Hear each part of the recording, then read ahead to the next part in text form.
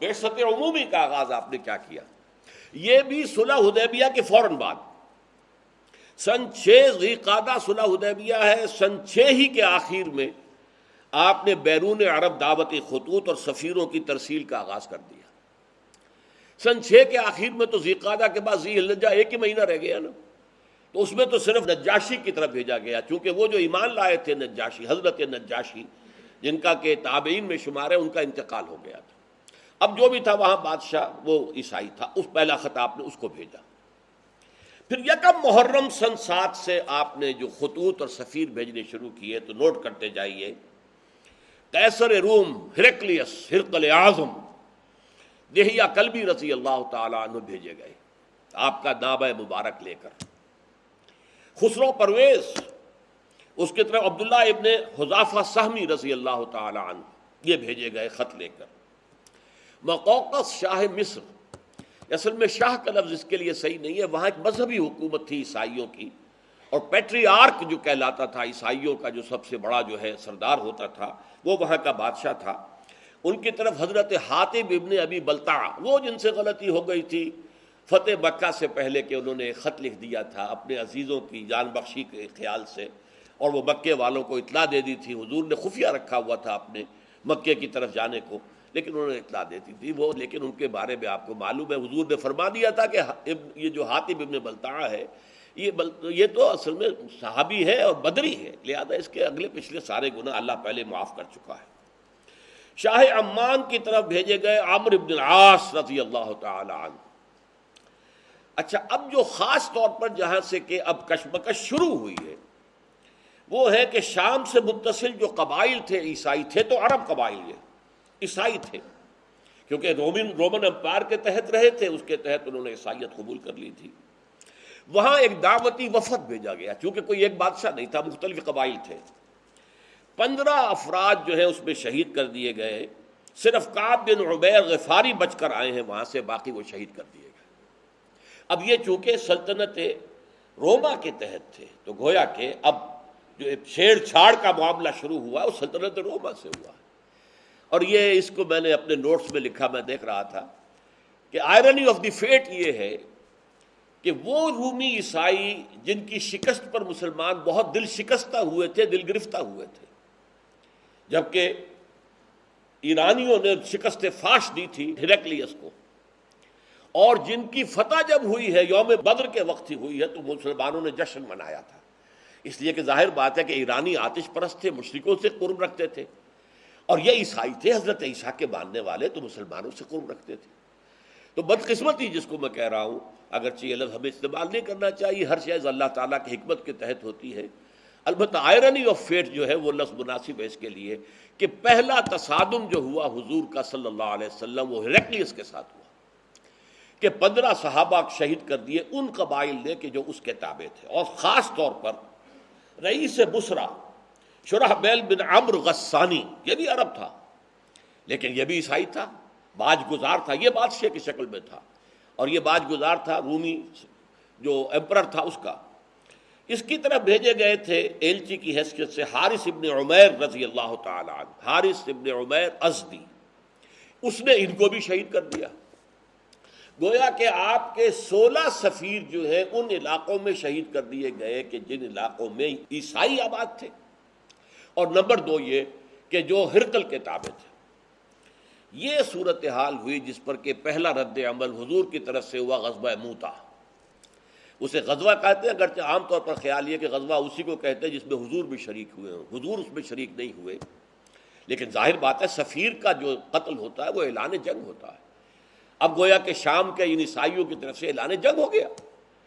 تو حضور نے ایک لشکر تیار کیا 3000 افراد پر مشتمل صحابہ کرام کا،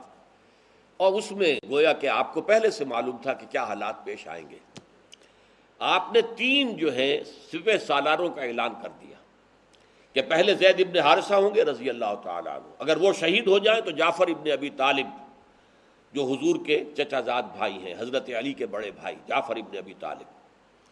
اور اگر وہ بھی شہید ہو جائیں تو عبداللہ ابن رواحہ، یہ انصاری ہیں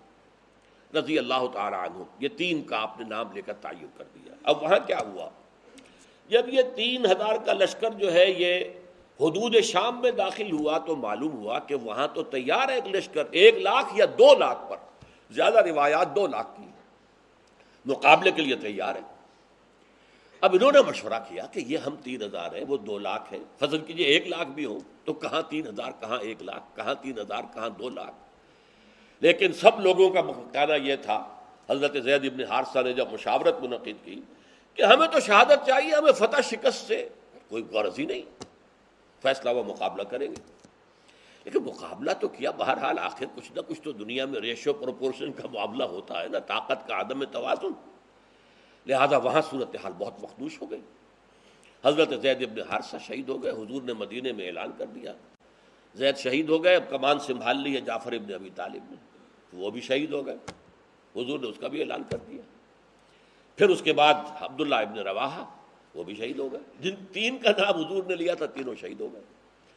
اب حضرت خالد ابن ولید نے، یہ میں کہنا بھول گیا کہ صلح حدیبیہ کے بعد جو اندرون ملک عرب حضور کی دعوتی سرگرمیاں ایک دم تیز ہو گئی تھی، اس کا نتیجہ یہ تھا کہ خالد ابن ولید جو غزوہ احد میں عارضی شکست کے ذمہ دار تھے، اور عامر ابن العاص جو سفیر بن کر گئے تھے قریش کے اور گئے تھے نجاشی کے پاس کہ ہمارے بگوڑے یہ آ گئے ہیں مسلمان یہاں پر، یہ ہمارے غلام ہیں، انہیں واپس کرو، یہ دونوں ایمان لے آئے اسی دوران میں، فتح مکہ سے پہلے۔ اور حضور نے فرمایا صحابہ سے کہ مکے نے اپنے جگر گوشے تمہارے قدموں میں ڈال دیے ہیں، یعنی یہ کوئی معمولی آدمی نہیں ہے، خالد ابن ولید کوئی معمولی انسان نہیں ہے، عمرو ابن العاص کوئی معمولی آدمی نہیں ہے، مکے نے اپنے جگر گوشے جو ہیں وہ تمہارے قدموں میں ڈال دیے۔ تو حضرت خالد ابن ولید رضی اللہ تعالی عنہ اب میدان میں آئے، انہوں نے خود کمان سنبھالی اور بڑی حکمت عملی سے لشکر کو بچا کر نکال کر لے آئے۔ اس میں صرف یہ ہے کہ 12 مسلمان شہید ہوئے، باقی لشکر بچ کر نکل آیا، یہ بہت بڑی کامیابی تھی۔ لیکن جب یہ لشکر واپس مدینے پہنچا، مدینے والوں نے مٹی پھینکنی شروع کر دی، بھگوڑے ہیں، یہ میدان سے بھاگ کر آئے ہیں۔ حضور نے فرمایا نہیں، یہ بھگوڑے نہیں ہیں، یہ تو آئے ہیں الی فئۃ، یہ اپنی بڑی جماعت کے پاس آئے ہیں تاکہ یہاں سے مزید کمک لے کر پھر جائیں۔ تو اس حوالے سے حضور نے فرمایا کہ نہیں، کو بھگوڑے مت کہو۔ تو یہ غزوہ مؤتہ ہوا، اگرچہ جرم کی سزا تو نہیں دی جا سکی،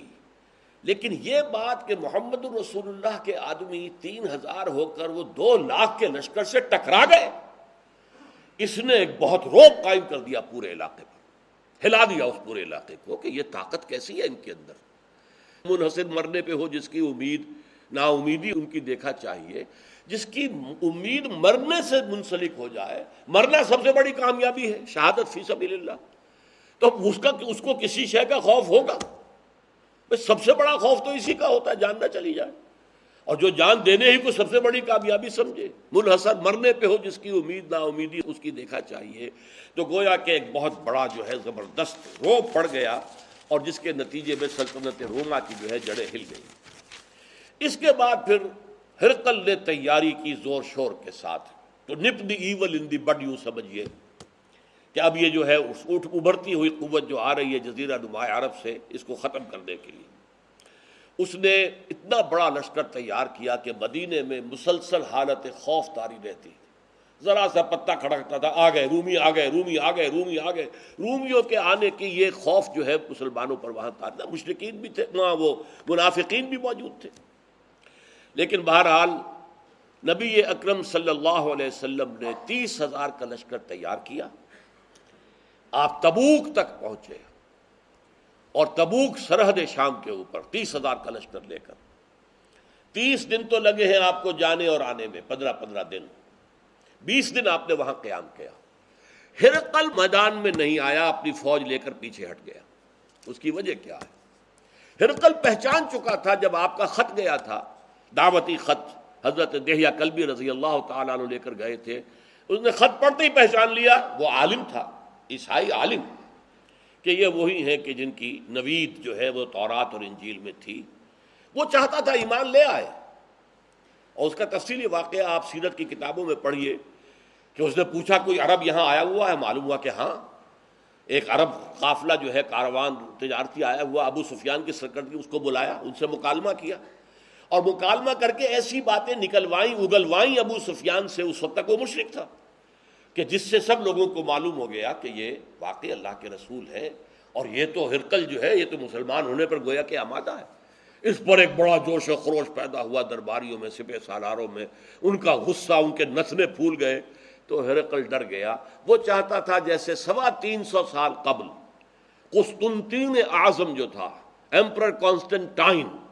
اس نے عیسائیت اختیار کی تھی اور پوری رومن امپائر عیسائی ہو گئی تھی۔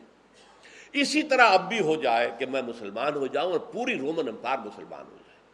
لیکن یہ کہ جب اس نے دیکھا کہ میرے درباری، میرے مصاحبین، میرے سپہ سالار یہ تو نتنے ان کے پھول رہے غصے سے، تو وہ اپنی وہ جو بیڑیاں پڑی ہوئی تھی سلطنت کی، بادشاہت کی، انہی میں بندھا رہ گیا اور اس نے انکار کر دیا۔ پہچان چکا تھا، اس نے ساری تیاری اس اعتبار سے کی تھی کہ اس کا خیال تھا کہ جیسے غزوہ موتا میں حضور نہیں آئے تھے، مسلمانوں کا لشکر تھا، اس طرح شاید اب بھی محمد نہ آئے صلی اللہ علیہ وسلم۔ جب اس نے دیکھا محمد خود آئے ہیں صلی اللہ علیہ وسلم، اس کو پہچان چکا تھا کہ یہ اللہ کے رسول ہیں، لہذا وہ پیچھے ہٹنے میں عافیت سمجھی۔ چونکہ یہ ایک بڑا محاورہ ہے غالباً انجیل کے اندر ہے کہ وہ جیسے کہ چھری اگر تربوز یا خربوزے پہ پڑتی ہے تب بھی خربوزہ کٹتا ہے، اور اگر خربوزہ چھری پر گرے گا تب بھی خربوزہ ہی کٹے گا۔ اس طریقے سے چھری کا تو نقصان نہیں ہوگا، اللہ کا رسول جس سے ٹکرائے اس کے لیے شکست لازم ہے، اس لیے وہ پیچھے ہٹ گیا۔ حضور وہاں 20 دن قیام کر کے واپس تشریف لے آئے۔